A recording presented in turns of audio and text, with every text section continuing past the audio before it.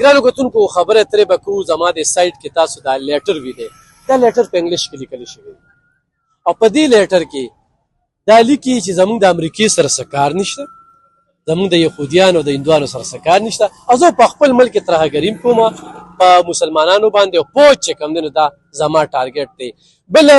دوی وایي چې یاره هغوی سره مې څه کار نشته او نه هغوی چې کوم دی موږ سپانسر کوي نه هغوی موږ سپورټ کوي نو بیا د لیټر ته چې وګورئ دا دومره ښکلي انګلیش چې لیکي که نه نو دا د کمې لیکي نو دا خبرې په دې باندې به زه د ځایي خلکو سره خبرې ترې کوم چې هغوی د خپل پوج سره د یووالي اظهار کوي او خو نه کوي نو دا چېرته زموږ سره اوسه دا کم خلک چې په دې ملک کې دهشتګردي کوي دا ګڼئ چې دا د بهر ملکونه علاکار دي چې دوی وایي یاره زمونږ د بهر ملکونو سره څه کار نشته دی او موږ د څوک امریکې سره یا بل چا سره نه تړي نو دا خبره ګوره دا څونه دهشتګردي چې ده که نه دا د بهر ملکونو یو لاس دی لکه فرض که انډیا شوه یا افغانستان شو دې کې دا غیر قسم خلک چې کوم دي دا چې کوم دی دا د مسلمانانو دشمنان دي هغه خلک دلته راځي او دا دهشتګردي کوي او دا آرمي د دې آرمي په وجاست سره به دا ختمیږي بل سړی دا نشي ختمولی د خپل ملک سره پوج سره څونه مینه لرئ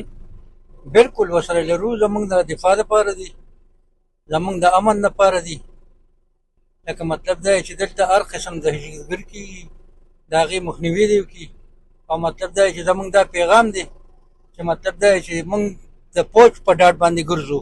دغه فتنة الخوارج وایي چې زموږ د امریکې سره څه کار نشته زموږ د خپل پوجانو به سرونه کټ کوو په دې ملک کې د انسانیت دی چې امریکې سره یې کار نشته نو ته د څه مسلمان یې نو خو امریکې خو مطلب دا چې داسې موږ له پیدا نه راکړې دا کم خلک چې دلته دهشتګردي خوري که نه اوس داسې یو انګلیش کې مې یو لیټر کته چې زموږ د امریکې سره څه کار نشته زموږ د یهودیانو سره څه کار نشته او دلته کې راځي زموږ د پوج به سرونه هم کټ کوي او شهیدان کوي نه د انسانیت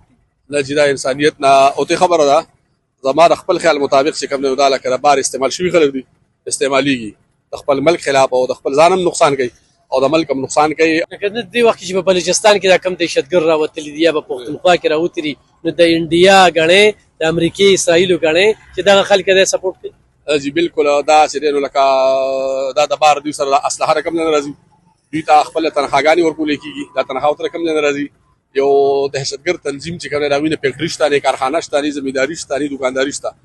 مطلب موږ مزدوري کوو موږ سره پیسې نشته خپل بچي نشو ساتلی او دوی له چې کوم دی نو 60,000 70,000 د میاشتې ورکوي ټوپک وله ورکوي کاردوس وله ورکوي دومره څیزونه میلاویږي دا رقم ځای میلاویږي دا لازمي خبره ده هغه بیروني لکه لیټر یې به په انګلیش کې لیکي او امریکې سره مې څه کار نشته دی اسرائیلو سره مې څه کار نشته یهودیانو سره مې څه کار نشته هندوانو سره مې څه کار نشته او په خپل ملک کې روز چې کوم دی زموږ د پوجانو نه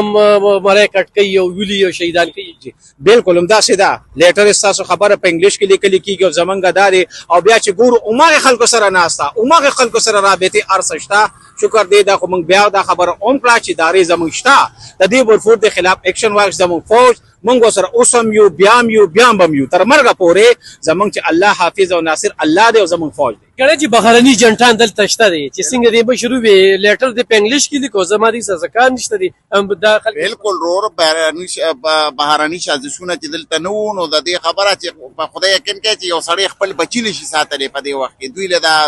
دغه د کم ځای نه راځي کارتوس د کم ځای نه راځي دوی له پیسې د کم ځای نه راځي